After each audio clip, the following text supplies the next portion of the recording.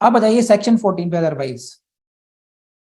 This is section number 13 counselling पीफो prelims. First question in your prelims question, which section deals with the counselling. कोई खास बात नहीं है। द मजिस्ट्रेट में at any stage of the proceedings under this act direct to undergo counseling किसको? the respondent or the agreed person either singly or jointly। बस इतने याद करना है आप लोगों ने कि मजिस्ट्रेट यहां पर आदेश दे सकते हैं।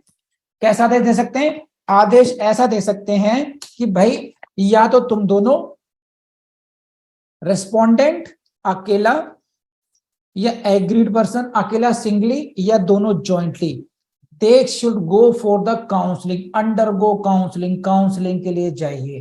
तो एक तो क्वेश्चन यहां से आएगा, किसको भेज सकते हैं काउंसलिंग को? दोनों को ही भेजा सकता है, अकेले अकेले ही भेज सकता है, दोनों को ज्वाइंटली भी भेजा सकता है कि दोनों काउंसलिंग को जाओ, या एक इंसान को भेज सकते हैं कि भाई इसको समझाओ, कोई इंसान समझाए इसे कि कैसे बिहेव करना चाहिए, कि ये हो सकता है। अच्छा, कोई सी स्टेज है क्या इसकी? कोई खास स्टेज हो? नो, इसलिए इंपॉर्टेंट है ये, इसलिए यहां पे लिख लीजिए at any stage, counselling at any stage है ये, मत भूलना शशांक। बस यहां से क्वेश्चन आएगा।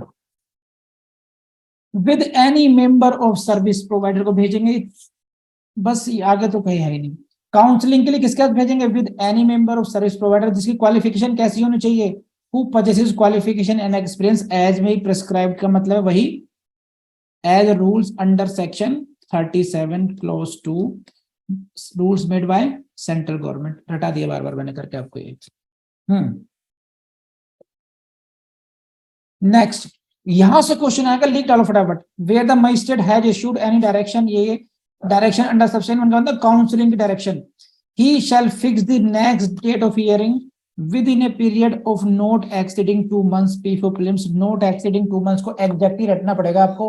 यहां से ऐसे ही not exceeding 2 months का मतलब ये है कि अब भैया काउंसलिंग के लिए भेज दिया, अब कब तक काउंसलिंग करते रहोगे, कब तक टकराओगे, कब तक सोचोगे? तो देखो टाइम दे देगा 2 मंथ्स का। With in a period not exceeding 2 months, 2 महीने के अंदर अंदर आप नेक्स्ट डेट ऑफ हियरिंग लगानी ही पड़ेगी मजिस्ट्रेट को, कि जो भी करना कराना काउंसलिंग में 2 महीने के अंदर करके आ जाइए। तो इसको 2 मंथ्स मत याद करना। क्या कह रहा हूं शिवानी वरदान?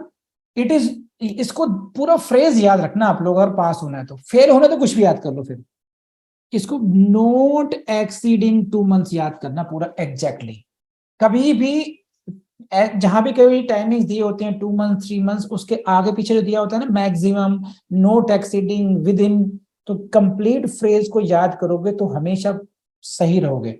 नॉट एक्सीडिंग 2 मंथ्स को ध्यान रखेगा, बस यहां से क्वेश्चन बन जाएगा आपका। Section 14 is over from my side. कोई क्वेश्चन है यहां तक?